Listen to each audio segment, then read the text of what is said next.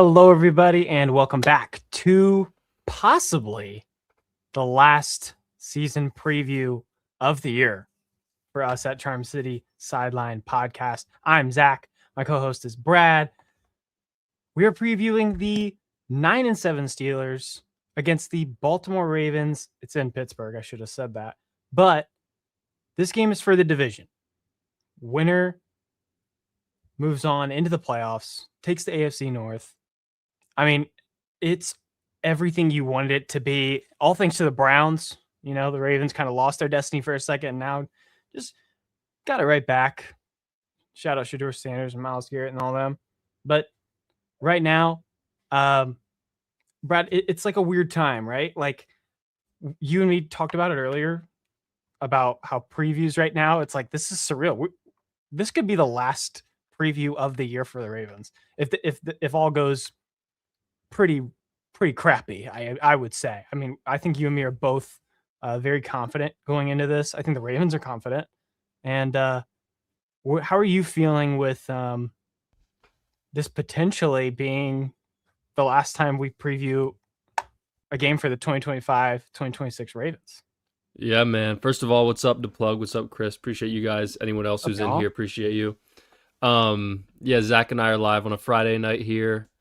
Basically the playoffs, right? Like, this literally is a playoff game. Yeah, Zach and I were texting a little bit today. It feels like, I don't want to sound spoiled, but we're not used to, at least recently, having like a week 18 win and get in game. You know, we had the 2016 and 2017, 2 years in a row. That's when I was 14 and 15 years old. The AB reach across the goal line, and then the Tyler Boyd 4th and 12. Oh my goodness! I think those were the last times. Actually, I guess 2018 then. So there's 3 years in a row because Lamar's rookie year against the Browns, the CJ Mosley interception. So there are 3 years in a row of that. Haven't really been in this situation for 7 years now, and they're back in this position. It feels weird. I'm not used to it. And then on the other side of it, I almost feel like there's not a big game happening on Sunday because it felt like the season was over, you know, a couple of days ago, 4 or 5 days ago. It felt like the season was kind of over. And Ravens have a great performance against Green Bay. Browns beat the Steelers, and it's like, oh, we have another chance. But I don't know. To me, I feel like I don't feel as hype as I should. Just because the season felt like it was already over.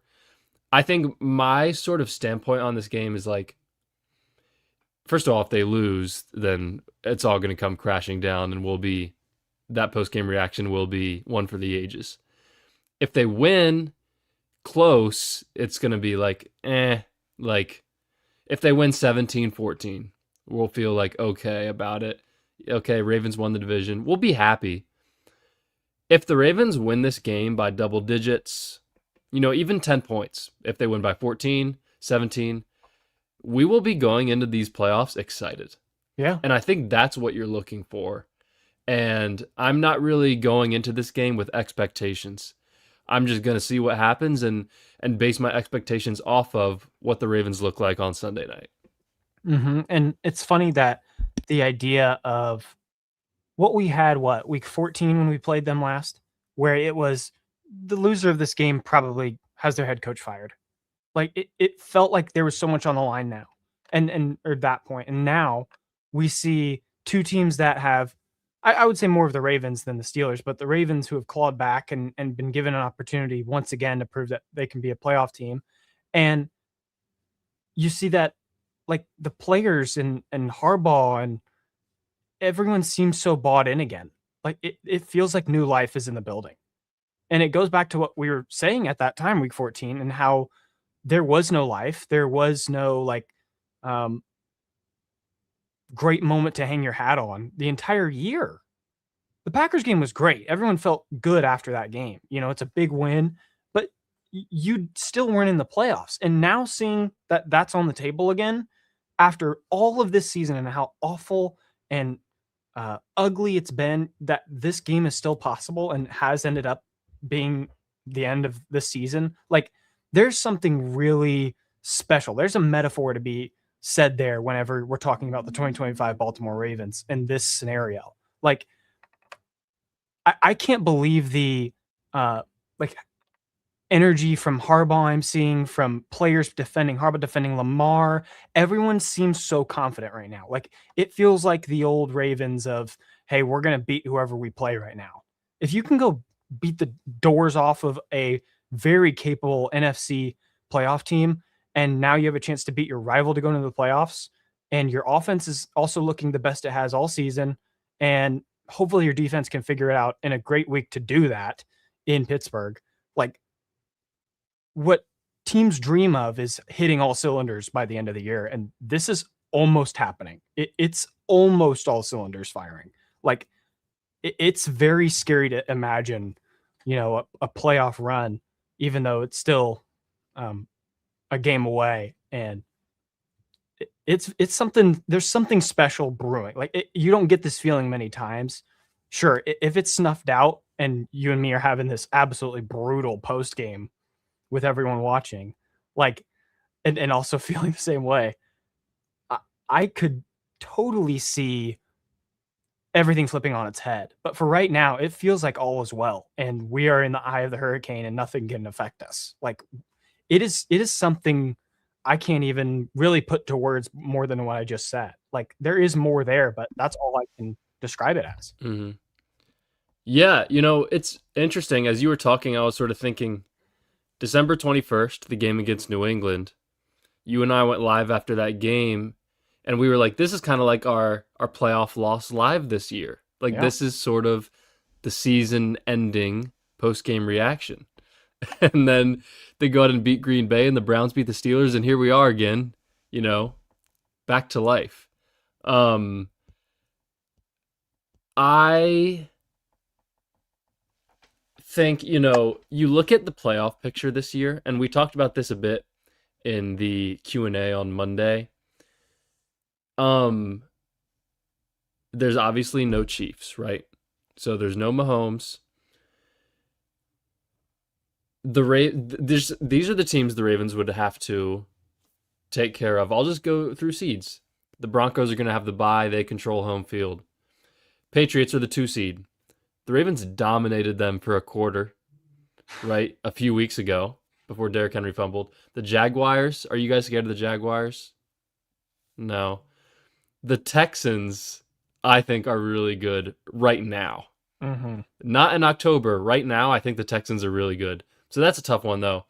The Bills, however, the Bills are a lot worse when they're away. And because of the Patriots winning that division, the Bills do not have home field advantage this year. If the Ravens ever have to play the Bills, whether it's the wild card round, whether it's the AFC Championship, who knows, it would be in Baltimore. And then 7-seed Chargers, they don't even have an offensive tackle on either side of their offensive line. So those are the teams you're looking at, right? Like, you could realistically go on a run. If the Ravens had the team they had last year with this playoff field, oh my goodness, I would feel so confident. Yeah, me too. But I'll go. And then on the flip side, if the Ravens had this team last year, I'd be like, there's no way they win a playoff game. But when you look at who's in the playoffs this year, they have a chance. They really could go on a run. And I just kind of disagree with the whole Chiefs kryptonite Patrick Mahomes thing, but it is there, and it's got to be. For sure. There's got to be a little bit of a mental block when the Ravens play the Chiefs, or even now have to go to Buffalo because of the last 2 losses there, and you don't have to do either of those things. So if you can beat Pittsburgh on Sunday, you give yourself a chance to go on a run without the Chiefs and without having to play in Buffalo. It's a great opportunity right in front of you. And, on our graphic tonight, I put John Harbaugh and Mike Tomlin there because I feel like this is about them. This isn't about Lamar. This isn't about Tyler Huntley. This isn't about Aaron Rodgers. I feel like this is about the 2 coaches. And I think even the national media understands that this game is more so about these 2 coaches right here than any players on the field. and it hasn't felt like that in a while. So that's something that's very exciting. And you mentioned it a little bit earlier, Zach, like maybe the team that loses this will fire their coach. Maybe not, fire their coach, but we've also heard things like these coaches have input too. You know, maybe if one of these teams missed the playoffs, like whether it's Harbaugh or Tomlin, maybe they go to the media. Maybe they want a fresh start. Some people have talked about Harbaugh's great friends with Andy Reid. He saw what happened when he left Philly and went to KC. So there's so many things that go into this, but I really think the storyline of the game is Harbaugh versus Tomlin. Year 19 for Tomlin, year 18 for Harbaugh. It's exciting stuff. I'm excited to see which one of those two guys has the better game on Sunday. Mm-hmm. It's funny to talk about that. The media grabbing it, like you mentioned. There is an overarching story to this, and it is, I think, the coaches and a potential final matchup if this game goes very badly for one of them, right? Like, yeah, they've had success. One of them, actually, both of them could end up being, over 500 on the year, and one makes the playoffs, and it just feels like the same story for the other one. Like, they're still putting their teams. Harbaugh has had a team that has been injury ridden, non-Lamar for 4 games, whatever. You can make those excuses. Like, you're missing a all-pro defensive tackle. There's a reason why we're an 8-8 team and not standing above the AFC right now. But also for the Steelers, it's like a team that looks nowhere good on paper. I have stats that I am just baffled at how they are a 9-7 football club. Like it's impressive what Tomlin is doing there. It's also like sad. I'm sure a handful of Steelers fans are going to be watching this too. Like it's almost as impressive to lead teams like this as it is like diminishing that they just can't get over the hump and win the AFC North and continue to go on these runs. It's like, it's an incredible topic to discuss because we are almost in that same situation with Harbaugh where we're ready to move on. But also if the organization is seeing a performance like this, where who just said it, efficiently lazy just said it, like it's a tale of two teams. Like the Ravens are a different team right now. It feels like they are. There's new life again. After that winning streak, it felt like earlier in the year, we felt on a high. Like if we stepped up to anyone, we could also get in an actual fight with them. Compared to the beginning of the year, it felt like we were just going to get crap beaten out of us. It's just a whole new season and a whole new team. And I think I give a lot of credit to Harbaugh for that. It's definitely hypocritical of me to say that, as we were both, very out on Harbaugh given even 2 weeks ago, right? We're saying that type of thing. And I think there's still things that can be changed that can make this team an actual Super Bowl threat. And it can even happen this year. So it depends on, again, how good of a performance he gives up, whether that's just in this Sunday matchup or throughout the playoffs, if the playoffs happen. Like you could really see a full turnaround from not only the organization and what they think of him, but also the fan base to see him go, take this team that we thought so low of to a point of maybe a playoff win or 2 or 3. Like it's not out of the cards, like you said. Mm-hmm. And I think that not only goes to how much we would praise someone like Lamar, but also how incredible of a performance it is to lead these guys like Harbaugh and them would be doing. Yeah. What's up, Wrigley? Good to see you. Yeah, in terms of Tomlin, obviously, guys, my guy Henry couldn't join us tonight. It's my fault. We couldn't do it on Thursday. Zach and I had to change the schedule. So Henry, our Steelers guy, isn't on with us tonight. But like Tomlin, every single year, I look at the Steelers roster in August, and I'm like, this is a 6-win football team. And they always win 9, 10, maybe 11 games. I mean, it is crazy. Like, their roster never looks good. I mean, the last time their roster looked good to me was maybe 2020, I think maybe 2021. They had a good team when they were in the playoffs. And they always win more games than I think they're going to. Yeah. And then with Harbaugh, I want to make it clear, and I actually am a bit interested to hear what you think, Zach. I think the cutoff for me would be, especially because there's no KC in the playoffs, and there's no going to Buffalo. If I were Steve Bisciotti, I would still move on from John Harbaugh unless the Ravens made the Super Bowl. That's how I feel.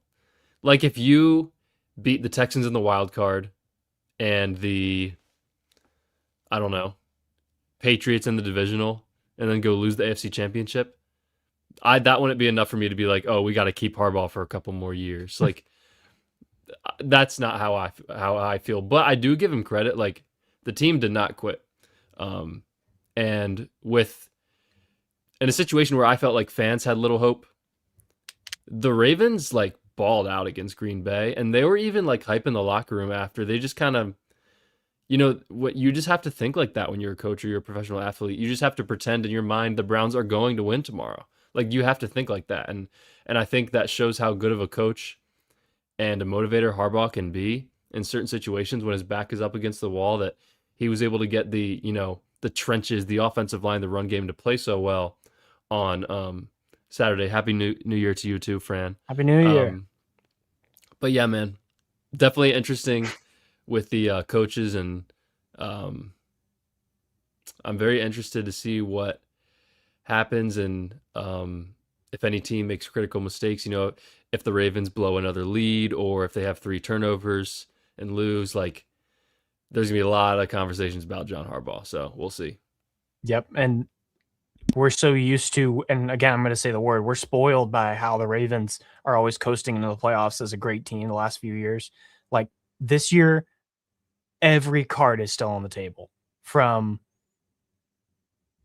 blowing it up from head coach up, from incredibly stupid remarks in the media about Lamar and all that. Like everything is still on the table that you would expect from, again, I guess, a Ravens team that is maybe 14-2 a few years ago.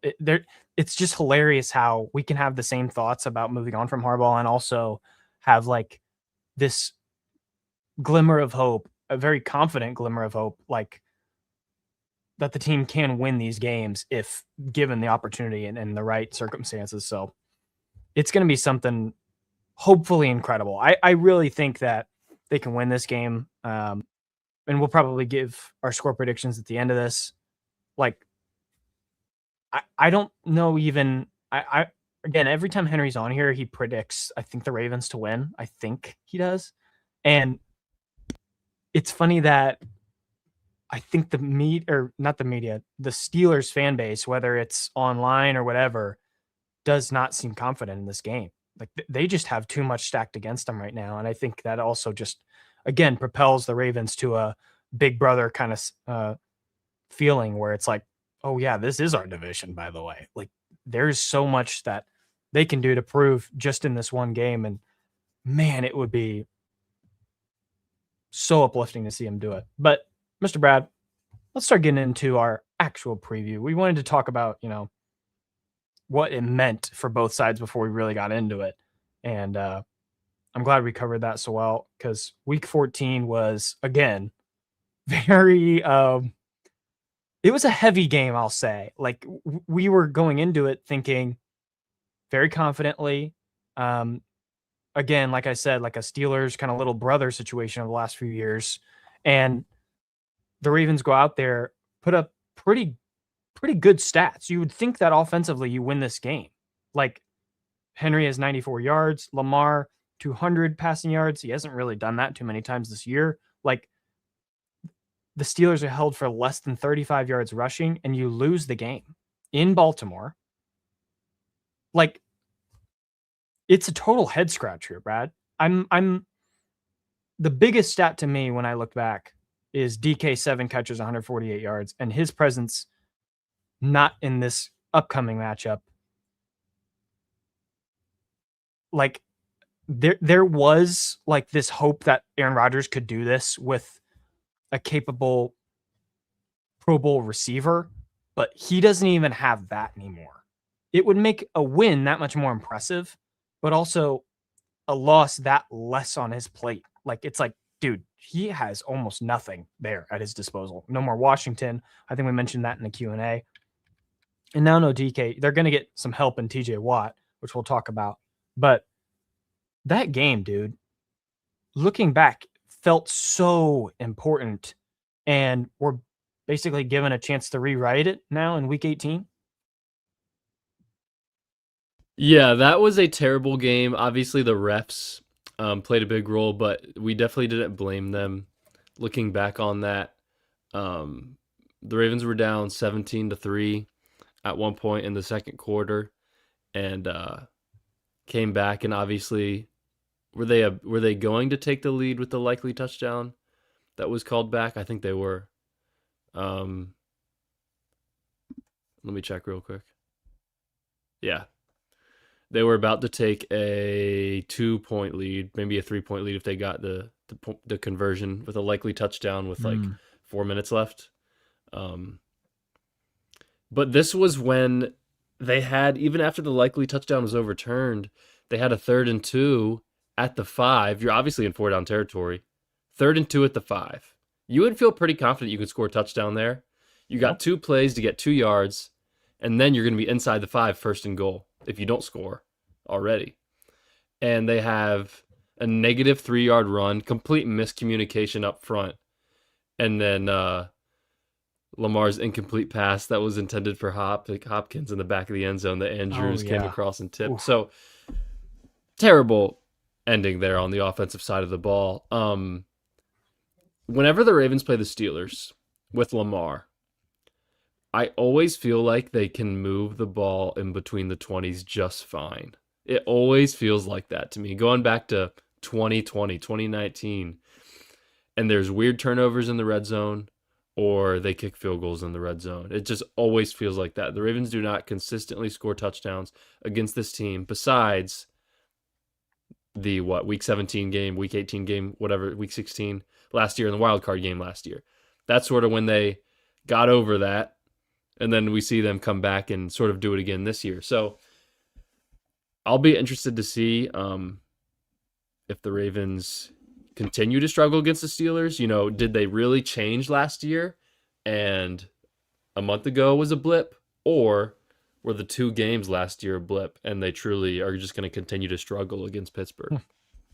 Yeah, one of them might not be real. So the game is Sunday Night Football, as most of you know. Mike Tirico, Chris Collinsworth on the call. Ravens are favored by 3.5.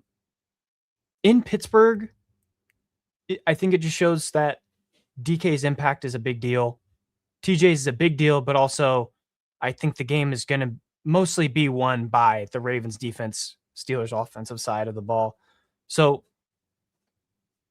very interesting line. Like they're expecting this to be a very low scoring game. The over-under is 40, maybe 21-20. That's what they're expecting. I mean, you could even say 23-17 as a number. Like there's so many like close game scenarios that I think the Ravens have just been in all year. Steelers too, where it doesn't even matter the opponent. Steelers, looking at their schedule, like they've only lost to a couple of great teams: Seahawks, Bears, Bills. Like it's impressive teams to have some bad losses, or some not bad losses at all too. But then you have the Browns last week, and it shows you just a different look of a team. And man, it's just must watch television for a game to go into the playoffs, to earn a playoff spot. The weather, I would say, is in the Ravens' favor. As colder as it gets, it's always going to be in Derrick Henry's favor. 24 degrees and cloudy. But the injury report is probably the craziest news of the week, I would say. Lamar Jackson, full practice all week for the first time in 2 months. That's back to the Vikings week. That has totally stolen the media's heart as a storyline. Rashad Bateman, Marlon Humphrey, questionable. They were both sick, Harbaugh said. Taven Bryan is apparently going to return from IR. Then you go to the Steelers, who bring in a guy who I believe it was like a lung collapsing issue. It was with dry needling. Just a scary topic, period. Yeah, I think it's kind of the similar thing that happened to Tyrod Taylor in 2020 when Herbert had to play. Oh, crap. Yeah. I think it's like a similar thing. Yeah. That actually sounds right. Oh my gosh, yeah. I forgot about that. I forgot that. That's crazy. Pittsburgh has no players listed as questionable. Yeah. DK is suspended, of course, like we mentioned. Broderick Jones, Deshaun Elliott, Darnell Washington all on IR, and Mr. TJ Watt makes his return. 12-5 against the Ravens in his career. That sounds impossible, but That's crazy. I didn't know that. His impact is just almost next to none besides, I guess, Myles Garrett. Like TJ impacts winning almost a little bit more. I think Garrett's better, but TJ impacts like winning for that team in a way that is unexplainable. Whether it's, I guess, in the run game a little bit more. I think Garrett is just all-time level pass rush, but TJ, I have very clear memories of him blowing up like handfuls of options from Lamar to Gus Edwards to Derrick Henry. It doesn't matter who. It's somehow once at least every game that he's playing against the Ravens, it is blown up in the backfield. So, Brad, of this list, whether it's Lamar or TJ, what's taking your headline? I want to talk about Lamar once we get to the Ravens offensive side of things. So for now, I'll just mention TJ Watt a little bit. 12-5 is crazy. I did not know that he's 12-5 against Baltimore. But it makes sense. The Ravens do struggle with him. Yeah. I would rather play against TJ Watt than Myles Garrett, I will say. He doesn't have like the crazy numbers this year. And he has missed a couple games here and there. But still makes a massive impact in the run game and the pass game. Talking with Henry, he mentioned in our Steelers preview a couple weeks ago, he might be quiet all game. TJ Watt might be quiet all game. And then the Ravens are down by 2, 3rd and 8 at midfield with 2 minutes left, and he gets a strip sack. Like, that's just what he does. And it always seems to be him that makes the play in crunch time. So let's try to avoid crunch time in this game and maybe have a double-digit lead in the fourth quarter. I agree. Let's get up on these guys and just not let them back up. That'd be ideal. TJ is just a whole nother story. Like, that record was so eye-opening to me. But Lamar being fully healthy is so weird to me. Like, again, fully healthy, I say that in quotation marks. The back brace stuff, this like flak jacket kind of thing they're talking about. He's taking the extra steps to be cautious, but you're not full practicing a full week if you're not like genuinely 90%, like minimum. You'd think that he'd be limited. It's Lamar Jackson. He's just too important to not limit him, if not practice him, if he's not feeling 100%. And I think that all his talk in the media, whether it's been just a very positive vibe and contract talks and questions, and all the way to Harbaugh and his relationship. I mean, it's just insane what's happening right now and how he's just deflecting it so easily. It's just a total hats off to him and how he's treated just awfully by the media right now, especially the last 2 months. It feels like the Ravens want to win so badly for him, no matter what. Like, yeah, I had a Steelers buddy tell me, in a way, they're almost more confident in a win if they play Lamar rather than Huntley because of just the aura and mystique of playing Huntley. But there's something special to where, like, Lamar being almost underrated in a game now, like how we thought about the Ravens a couple years ago, where they would play a team that's like, no, they're the Chiefs, they're the Patriots with Tom Brady, they're the blah blah blah, that is favored in the game and treated as the favored team. There's something special about the Baltimore Ravens when they are the underdogs. And given the underdog story all week, it feels the same way with Lamar and how he's taken this whole storyline and year two. Like, again, another added layer to how special a win would mean to this team and to Lamar. But yeah, we'd appreciate if you guys subscribe if you have not on already. I think we're, what is it, less than 30 away from 1K? Yeah. So close, man. We'd hope that you guys subscribe, return for a potential crazy good or crazy bad post game come Sunday night that you can enjoy with us and the rest of the offseason as well. Like the video if you haven't, if you've enjoyed it to any point. And now we're going to transition to the meat and potatoes of this podcast. The Ravens offense versus Steelers defense. I just want to kick it off with one of my favorite stats I've read all week. It's Derrick Henry's birthday Sunday. If you didn't know that, Derrick Henry on his birthday is 2 games. There's 2 games that's happened. Week 18 versus Cleveland last year. 20 carries, 138 yards, 2 touchdowns. And back in his Titans days, 34 carries, 182 yards, and a touchdown versus the Patriots in a 2020 wildcard game. I feel very confident that Derrick Henry is going to be the main source of the game plan, whether you look at last week, 200 yards, or you look at the fact that the Steelers don't want to stop him. The Ravens do want to absolutely abuse him now. Like, it's almost too obvious. And anything less than 20 carries to him in this game is definitely on the fireable offense side of this Harbaugh conversation. It's just too obvious to give it to him. The Steelers are going to go all out to stop it. I heard Munkin talking about how, who was it? Patriots or Packers? I think it was Patriots just came out in a 6-2 kind of defense where they tried so hard to just say, don't do anything but run the ball. And the Ravens, for, like you said in the very beginning, like a quarter and a half, were doing so very dominantly, no matter what they were throwing at them.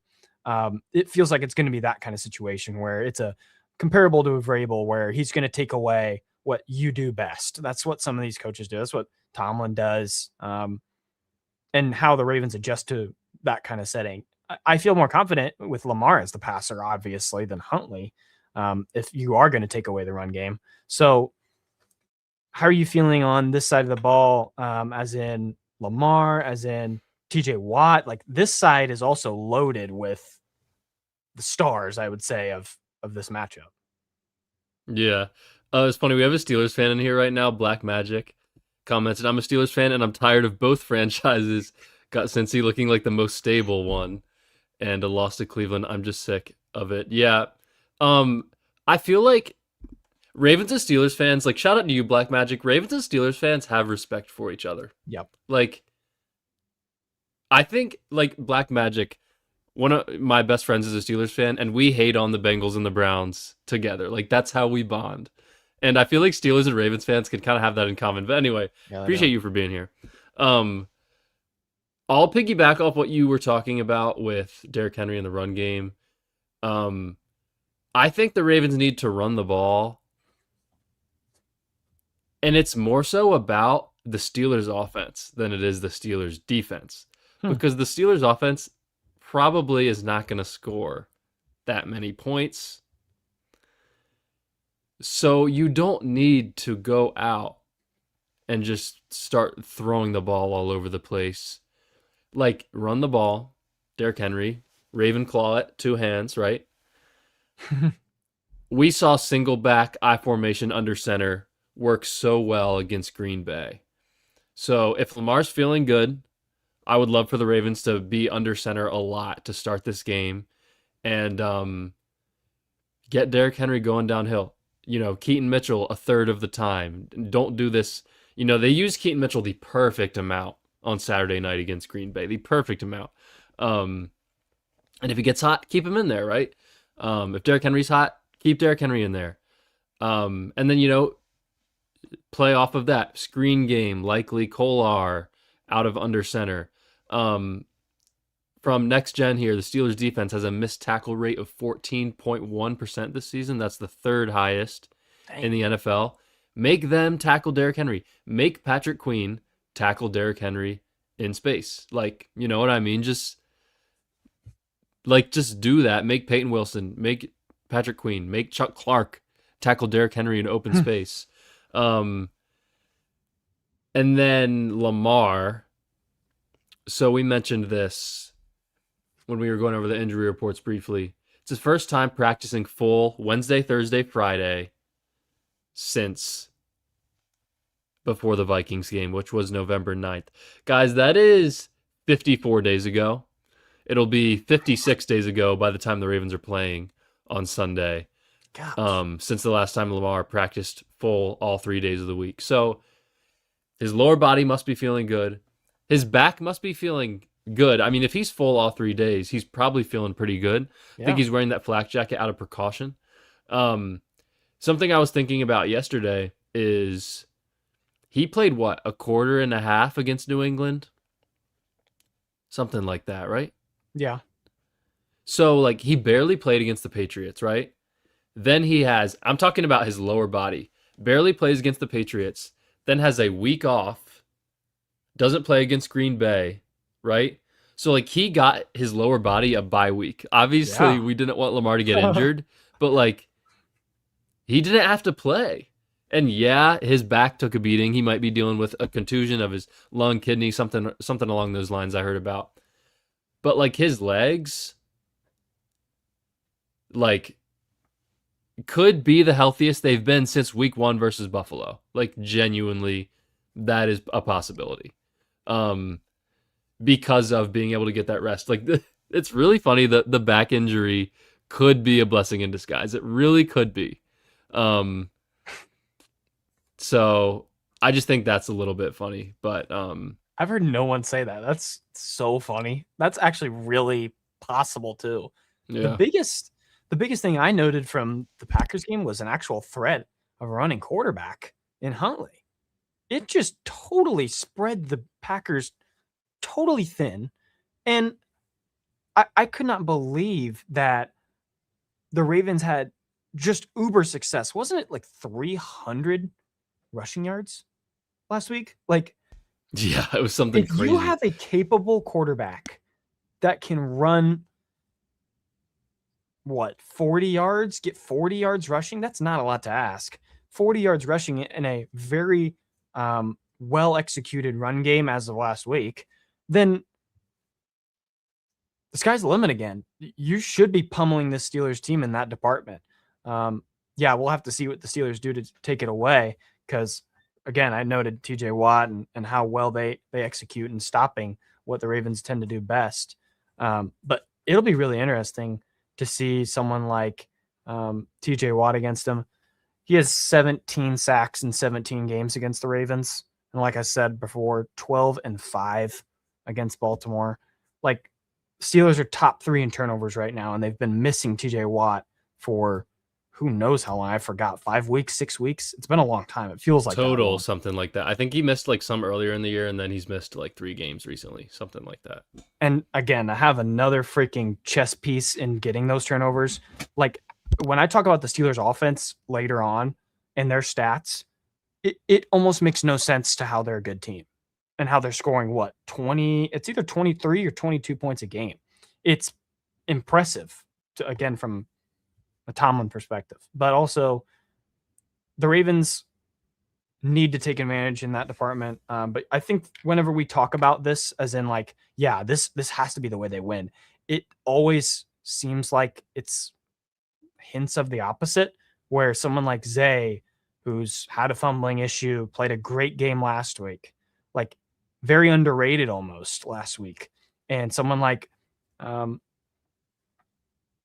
Andrews, someone like Likely that we've not seen really emerge as our star players that we imagine them as, show up in a game that really matters.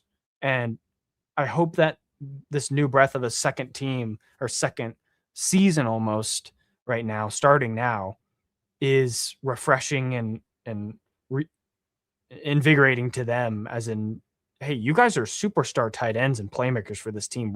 We're going to need a handful of those plays if they just decide to sell out, go 8 in the box every single time to stop Henry. So again, we'll have to see. But I think Henry's number is what, like it's like 90 rushing yards is over under. I mean, he's gone 3 straight over 100 right now. It's his birthday. Like, yeah, I could see some good magic happening there. Mm-hmm. I just don't think he's a reason that you lose the game anymore in a way. Like if you lose, I feel like we blame offensive line. We blame maybe a couple costly turnovers, as in pass catchers dropping the ball, Lamar turnovers, whatever it is. I'm just feeling a lot more hopeful in that side of executing because, yeah, Steelers are great as a turnover team, but also Ravens of the last couple weeks have been pretty good about taking care of the ball in winning games. So again, just a high note that the Ravens can go off of headed into a crucial matchup. Yeah.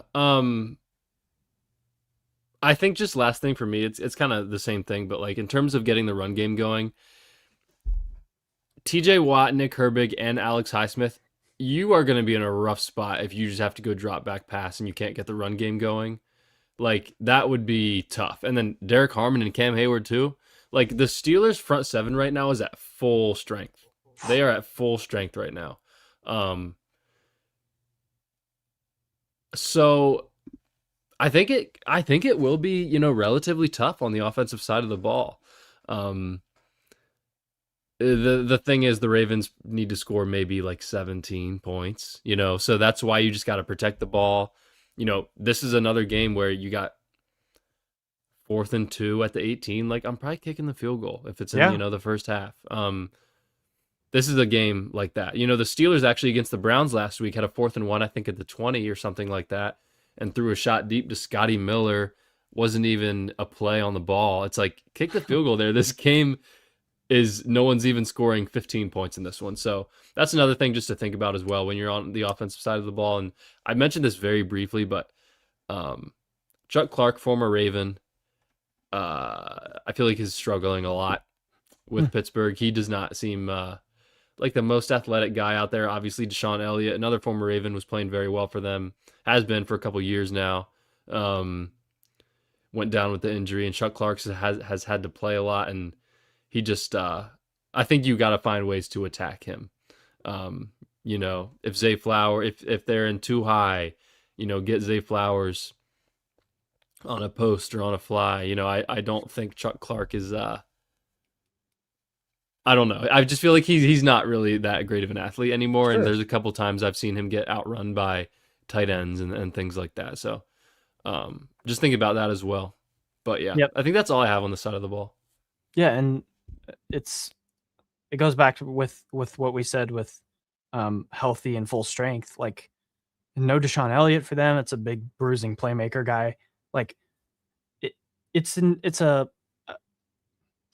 funny way. Like, I think Black Man just said in here, it's another reason to not lose this game. You can't lose this game in the department that, like, the Steelers are looking this bad. They just scored 6 points. Yeah, it's against it was 9 points. I don't remember how much last week. Yeah, it was 13-6.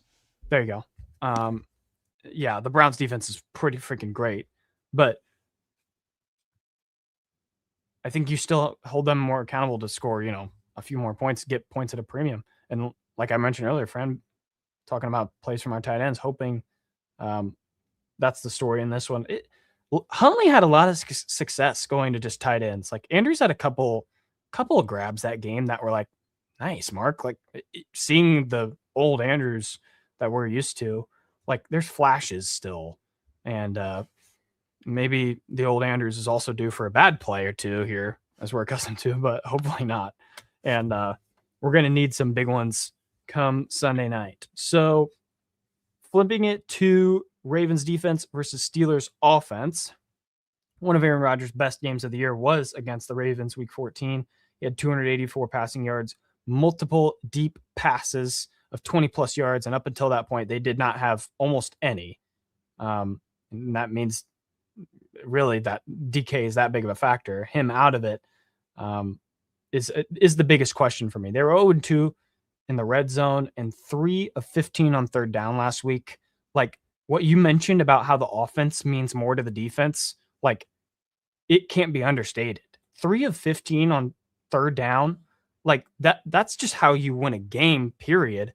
But also, like, I just feel so inclined to mention that the Ravens' pressure is also given to the defense, as in, like, get the Steelers off the field as many times as you can. One stat I had, Steelers are bottom 10. No, they're the fourth worst average kickoff return. Like, scoring at all and getting them off the field, like, they're not going to get set up to score points unless you give them the opportunity, as in turnovers. Take care of the ball. Points are at a premium. And I think it's really, really heavily on the Ravens defense to not only create a couple of turnovers, hopefully a turnover or two, but I mean, just getting off the field as much as possible. You can't have these long, winding drives of, 12 plays, anything more than 70 plus to this team. Like you really got to score as many times as you can. And I think the defense can really help set that up. But again, going back to last week, Ravens didn't look too hot. Malik Willis had a freaking great game. They've allowed 250 plus in the passing game for 4 of the last 5 weeks. Like, yeah, we know that the passing game is kind of our weakness this year. Like, going back to that week 14 game, we allowed under 35 rushing yards to the Steelers. We know what we want to do, but we have to also start executing at some point in the pass game. If they're not going to have someone like DK Metcalf out there, there is no excuse whatsoever to allow a 100-yard receiver again to this Steelers group. Like, I would lose my mind if that were to happen. Can you imagine? Dude, who would it be? Freiermuth? Like, is that the only real guy that Rodgers had a great connection with? Like, what in the world? Like, maybe Calvin Austin has like a 70-yard touchdown and then a couple other catches. You know what I mean? Like, yeah. MVS, Marcus Valdes-Scantling had 9 targets last week. Like, maybe he's the guy, I guess. How many yards? Not much. It's like there's just still like levels to it, and how the Steelers also will play well. Like, yeah, Jalen Warren, Kenneth Gainwell. Gainwell's been a dog for this team. Like, it's been a perfect fit with Rodgers, just dumping it down and creating a lot off the catch in the most of his opportunities. But again, you lose someone like Darnell Washington in there. Black Magic says, screw MVS. So, yeah, there's still just no positive notes for the Steelers offensively besides the fact that they did play great against us. They have a game plan that's capable, but it no longer involves DK Metcalf. Yeah, it's going to be and Darnell Washington. It's like it just feels like a very tall task in a way that the Ravens are absolutely going to sell it to stop the run. You just gave John Jenkins an extension today. I know he's going to be playing freaking hungry. Like, we should have mentioned that at the beginning too. Shout out John Jenkins earning that extension. But also, there's so many high notes that the Ravens are on right now that they can point to and say, like, you're definitely not going to beat us the way you want to. So we'll have to see what happens and how Arthur Smith and the Steelers offense game plan this, because like we just said, we're used to a 100-yard receiver at least one game, like every single week now. That would be pitiful. It could only be Gainwell getting a bunch of freaking catches, like Gainwell 100 yards. I genuinely don't know, and that is the secret sauce to beating the Ravens. It's getting a premium at the passing attack and also chipping away in the run department. And how well they played it last time, you've got to feel confident again on this side of the ball. Yeah. So MVS last week, 9 targets, 21 yards on 9 targets. That is. What do you have? 2 catches? 3? 3 for 21. Goodness. And yeah, against the Ravens in week 14, the Steelers had 17 carries for 34 rushing yards. So they could not run the ball at all. And without DK this year, I mean, the Browns game, obviously, the suspension. Aaron Rodgers' stats last week, okay?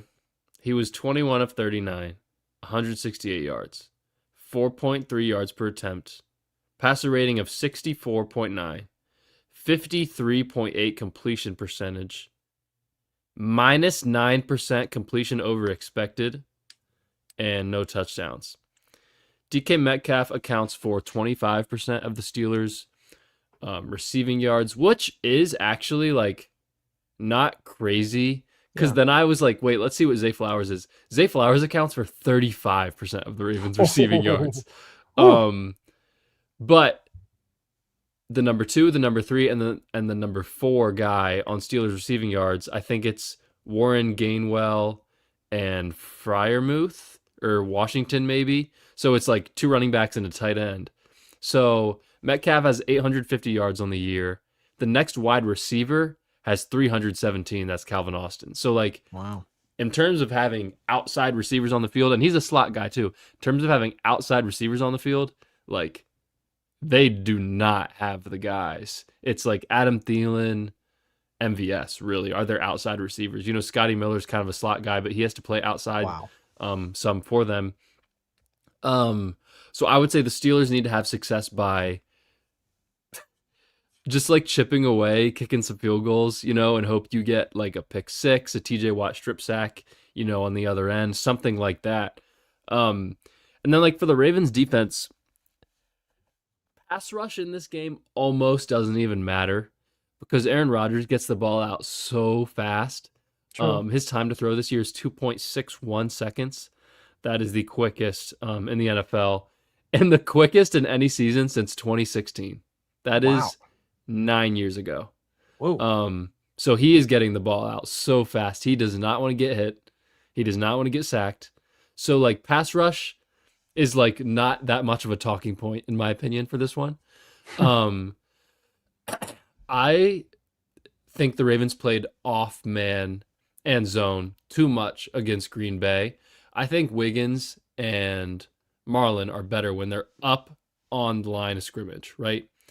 And we saw Wiggins struggle a lot last week on Christian Watson with comebacks and deep outs. So I want the Ravens to play up and play man on these receivers. That the talent level of these receivers is a lot lower than the Ravens corners. MVS and Adam Thielen are both ranked bottom 5 out of 133 wide receivers in the NFL this year, according to PFF. Appreciate it, Sutton. Yeah. Oh my God. That's bad. Not surprising at all, honestly. So yeah, that's what I'm talking about though. Play up, play man. Like you got Nate Wiggins, Awuzie Marlin covering Thielen, Scotty Miller, MVS. Like that is a better win those matchups. Mismatch. Oh my And gosh. you can have Starks and Hamilton over the top, Starks and Washington over the top, Gilman. Aaron Rodgers, according to Next Gen, 5th lowest completion percentage, which is 50, and 12th fewest yards per attempt, 6, versus man coverage this year. He was successful, though, against the Ravens in man coverage in Week 14. Keep in mind, DK Metcalf was playing.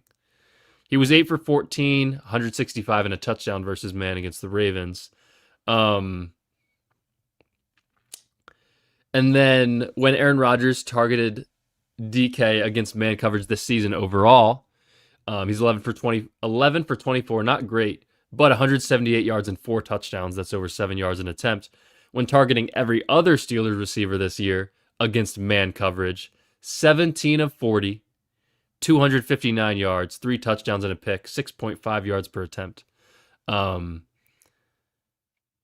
then Metcalf had 3 catches for 87 yards against the Ravens, against man coverage in the Ravens game. So, like, he is a man coverage beater. We saw this with Pickens last year.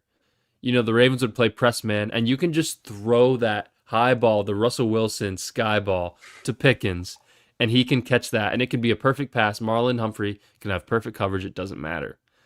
And they did the same thing with DK this year, and I knew they were going to. Marlon, one-on-one. Wiggins, one-on-one. Doesn't matter. Rodgers with the perfect throw down the sideline in the breadbasket for DK. They just do not have another receiver that they can remotely do that with. It just felt like that was kind of the only way the past couple of years that the Steelers would have success on offense against the Ravens, is just throwing that deep ball down the sideline. And without Pickens and without DK, I think it's going to be really tough. So play up on these old, slow, unathletic receivers, and see what you can do. I guess last thing with the Ravens defense, I hope Wuzier's getting a little bit healthier, because I like him at outside corner a lot more than I like Humphrey. I would love Humphrey to be back on the inside. And I think I heard Jeff Zrebeck talk about on the Ravens Collective that Wuzier wasn't really playing that much against Green Bay because he's sort of been banged up recently. So I hope he's gotten healthier and can sort of start in this game and play most of the game, because I think the Ravens are a lot better when he's out there. And then no coverage busts, right? Like, we are beating a dead horse, but if the Ravens don't turn the ball over on offense and they don't have any coverage busts, like the 38-yard Jaylen Warren touchdown in Week 14, like that was awful. That might be the worst defensive play of the year for the Ravens. Maybe just absolutely no one near him. Might be the worst defensive play in a couple years for the Ravens. Like that cannot happen when you're playing an offense this bad. So just keep them in front of you. And I trust the Ravens corners against these Steelers receivers. I just do. I mean, this is, as Sutton said with that great PFF stat, they're Thielen and MVS both in the bottom 5 at 133 wide receivers. They have a terrible receiving core, an absolutely terrible receiving core. And without Darnell Washington, it's going to be even harder to run the ball, because they're not going to be able to have as many of those jumbo packages when it's almost like they have 7 offensive linemen on the field. So I would be really surprised if the Steelers score like 20 points. I really would. And I don't think I'm being biased saying that either. I think almost anyone probably would be surprised if the Steelers have a good offensive day on Sunday. Yeah, and what you said about the corners and the secondary, even last week was shaky with the Packers. There was moments all through the first half that I was just a feeling of like, wow, Green Bay with a backup quarterback and a bunch of wide receiver twos is tearing us apart right now.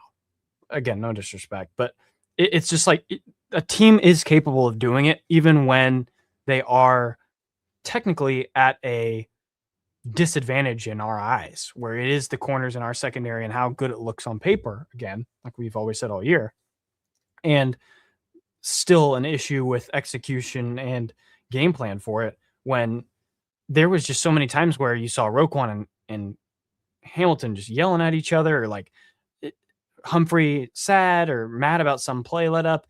There's just like, there's still issues with how the team is executing defensively that we've yet to see against, I would say, capable teams. Yeah. And it's funny to go back to that win streak in the middle of the year against bad teams. I would say this is a very comparable team in the Steelers to one of those teams, as in, I mean, what the heck do they have to throw at you besides an incredible coaching performance in Tomlin? Like, yeah, that can win them the game, but it would take so many mistakes for the Ravens. And that's not just turnovers. That's also like penalties. Penalties haven't been an issue for the Ravens in a hot minute. They've done pretty good at keeping those well wrapped up. And you could say that the only way the Steelers make big downfield plays is by pass interference calls this week. Like, that's not ridiculous to say. In hopefully an MVS getting separation on Marlon Humphrey, Wiggins, who was struggling. Like,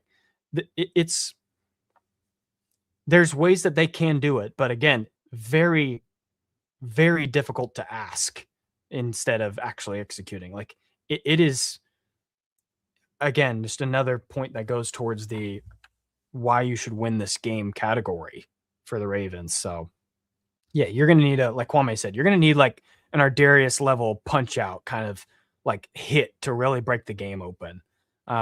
Comparing it to like, it's very fresh in my mind. Like if you watched IU versus Alabama, that game was kind of close, and a massive turnover just totally turned the lights out on Alabama. So maybe in a game like this where the Ravens do get ahead like that, like snuff any chance they have out quick. And if it's not then, I mean, try and stick through it in how you have shown your identity to be at the last 5 weeks, and that's Derrick Henry football and letting him be king over this game. So, Steelers bottom 10 in yards per game offensively at exactly 300 yards per game. And like I mentioned, I want to talk about just like special teams too.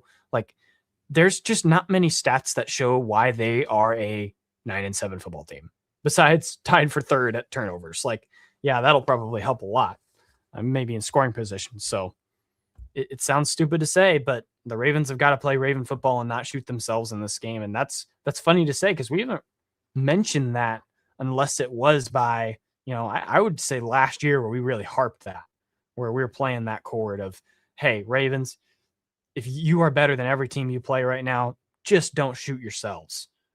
Don't execute the game plan. Don't stray away from what you are as a football team. And it starts on this side too. Like you're going to have to see some improvement from the defense to really make me buy in on the fact that the Ravens can win a playoff game.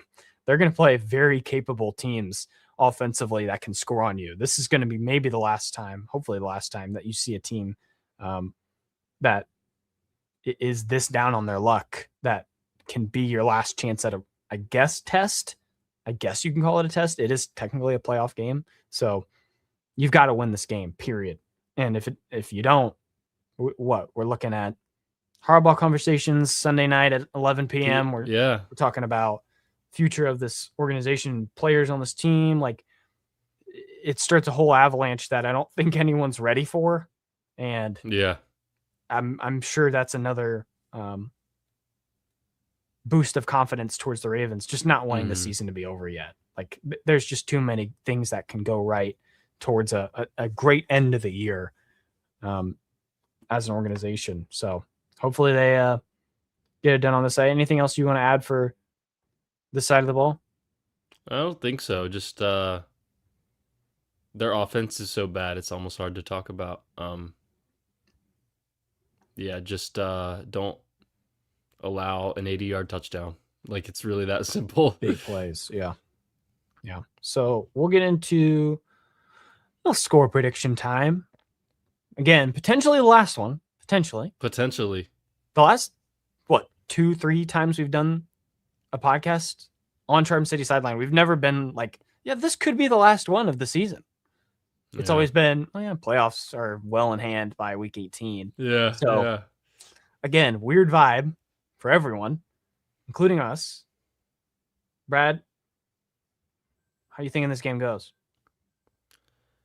I think it's going to be low scoring. I would bet the under. The over-under is 40.5. I would bet the under.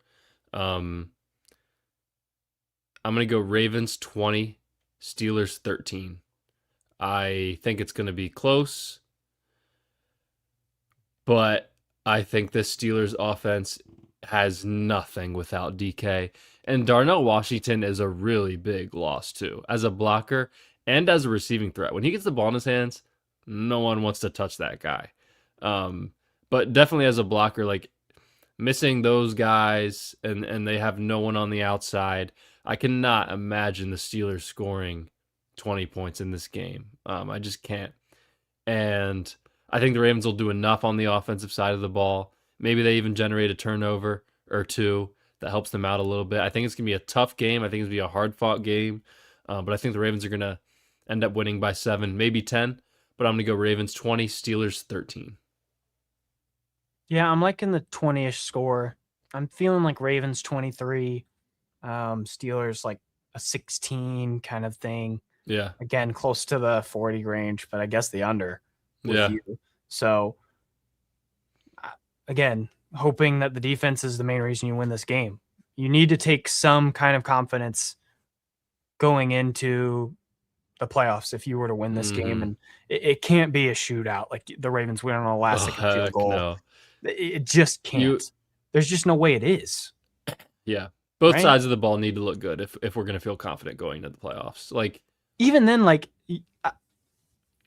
I can totally see the Ravens offense not looking too hot. Like maybe Lamar is shaking off a little rust, and Me too. But like the offense doesn't look real good, especially as good as last week. It's gonna be hard to follow that up. I mean, we're kind of predicting the offense to not have that great of a game. Yeah. Um, I just don't want us to take that and say like, oh, they just played so bad offensively, like because we've seen such a great like showing the week before, and it's a Steelers team we always play rough against. Yeah. You know what I'm saying? Yeah. I mean, we'll see what happens, right? And you play to win the game, right? So like the Ravens offense will probably play a little bit more conservative. Like you don't have to force the ball anywhere when you're playing against the Steelers offense. Like scoring 20 points could be a good thing, right? And not turning the ball over. So that's how you got to think about it too. And even if the Ravens don't have a great day on the offensive side of the ball, if they get the win, I feel like you can still get yourself hyped for a playoff game. So 100% in Baltimore hasn't been very great, but in Baltimore you feel safe almost. That can be a good and a bad thing, but you'll feel safer just having one at home. That'll be great. Yeah. Purple Rain Podcast asks thoughts on Stranger Things ending. I guess I should say spoiler warning in case we do say something. Yeah, just don't say any spoilers, but just say what your thoughts are. I thought it was great. Like I think it was like a 8 out of 10. I think it was like a kind of crowd pleasing, but also very fulfilling. Yeah. Very emotional end, which I love that whenever you have whenever most of us watching it have that kind of a almost connection, like a maternal kind of thing to them almost, or slash like seeing yourself almost. It's weird. But again, there's something special about it for sure. Yeah, Stranger Things is my favorite show of all time. Zach and I are similar ages to the kid actors, you know. Yeah. The guys who play like Lucas, Mike, Will, Dustin, Max, like those people are our age, 11. So like it kind of felt like we grew up with them, and now that the show's over, it feels kind of sad that like saying bye to your journey. You're saying bye to those characters. I really liked the ending. The final scene was beautiful. Like I was so happy that they ended it in Mike's basement. And just a very sentimental scene. But you know, I watched it in my house New Year's Eve, and then I did a rewatch at the theater last night. And I will say, guys, like at the theater, it was so good.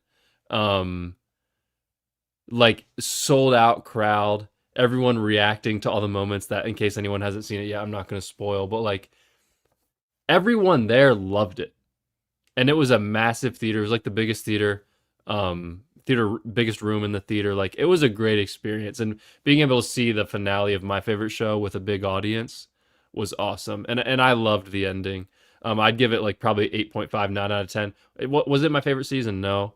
But I liked the ending. I think they did the right thing, and I look back on it and I can love every single season for different reasons. So yeah, they also just ended it in such a way that it's like it felt like their type of ending. Like you have a big bad in the end, but you also have like it's like it's really a coming of age story. Like an open it's book sci-fi at the end almost. Like an open yet closed book by the end of it. It's a coming of age story, and everyone's going their separate ways to live their lives, right? Like they had this journey together, and I think they closed it in a great way. And you know it's a good ending when they literally could not have another season. Like they could not have another season after what happened. Like it really feels like it's over. You know what I mean? Like so I like that a lot about it too. This is another really good question from Sutton.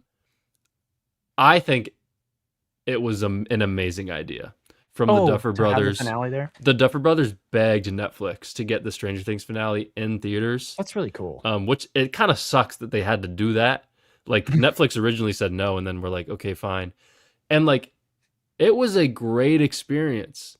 People want to go see these things in theaters. Like, It's I think incredible. the theater closest to my house had like 20 times on New Year's Eve and on New Year's Day. Yeah. And like all of them were packed. Yeah. Like people want to see this stuff in theaters. I think it's great for not just the economy, but like the community and the people. Like I think this should happen way more often. I've actually had thoughts in the past that like Netflix, at least their big shows, I always thought going back to even like season 3, season 4 of Stranger Things, like weekly episodes released in theaters would be sick. But that's probably never gonna happen. Yeah, they made what? Like I think it's like a report they've made over like $30 million now from this, Yeah, like just worldwide from the theaters alone. yeah, Holy that's crap. crazy. Yeah, I think they might do it again if they get a show this big. Like again, this is like monumental show. This is the show of our childhood now into adulthood. Like Yeah, it's gonna take a monumental show to do this type of thing. Like yeah, if you can't just be like starting a new show and by the way, the ending is gonna be in theaters. yeah. Like You can't. it's also I'm sure very difficult for Netflix to do that. Even though I completely agree with you, I would wish that more like opportunities Hmm. were there to go see that type of stuff. But Like, actually, I muted ima- my mic. That was fun. imagine like episode 4, the Sorcerer episode. Imagine if that was in theaters. Like, imagine watching that with a crowd of people. That would have been sick. Like, that would be amazing. And Yeah. it kind of sucks that like we weren't able to do that. Um, but yeah, overall, it was a great experience. Great show. My favorite show ever. So yeah, Yeah, good comments from Sutton. great comment. We had to rant about it a little bit. Too big of a topic to not. Appreciate you, Sutton. We'll give some shout outs here. Kwambe, Fran, Black Magic showed up. Shout out Black Magic. Black Yeah. Magic had us laughing a bit. Dorian, The plug, Chris, efficiently lazy. Great username, by the way. I like that. efficient music. Bilal, Wrigley. Yeah, a bunch of y'all came through. I'm sure no one is watching that is going to be there in the post game.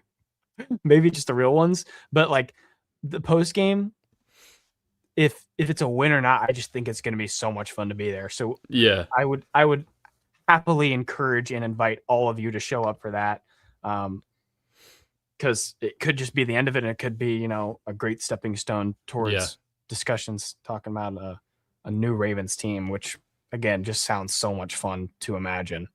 Yeah. Given the season, so yeah. We for anyone that might not know, we go live. I'd say 5 to 10 minutes after the game ends, and talk about for an hour about our thoughts. If you follow either Lamar Season or Ravens HQ on Instagram or Charm City Sideline on Instagram, there you go. you'll know when we go live. Or if you just turn post notifications on YouTube, you'll know when we go live as well. Oh yeah, we forgot to say the bell. Yeah, so hit the bell. It's Also subscribe. We're trying to hit 1,000. Like the video. We got 16 people in here right now. We had like 25 at one point. You guys like the video. It helps us out a lot. So we really appreciate that. Kwame, thanks for coming out. Appreciate you guys. Have a great weekend, by the way. The holiday season is over and it can be a bit depressing, but January, as I'm assuming everyone in here is a sports fan, is a great month still. It is. You got the college football playoff going on right now. We've had a couple of great games. Ole Miss got the win last night, surprising. Miami, I was shocked, beat Ohio State. Yeah. That is insane. And then tomorrow, we have 2 great NFL games tomorrow. You have Panthers-Bucks for the division, maybe, depending on what the Falcons do. And then Niners-Seahawks, maybe for the 1 seed, Saturday night, ESPN. That's sick. And then you guys, Ravens fans, all of us can relax all day Sunday. And then we got a big game Sunday night. So it's a great weekend most for us. of the day Sunday. Yeah. And enjoy it, guys. And then, all of January, we get great playoff football. Wild card weekend is going to be nuts. Awesome. Hey, this might not be the end, though. Hopefully not. Hopefully not. Either way, though, we will see you Sunday night post-game, hopefully after a big Ravens win. Again, thanks for coming out, and we will see you guys next time. Peace.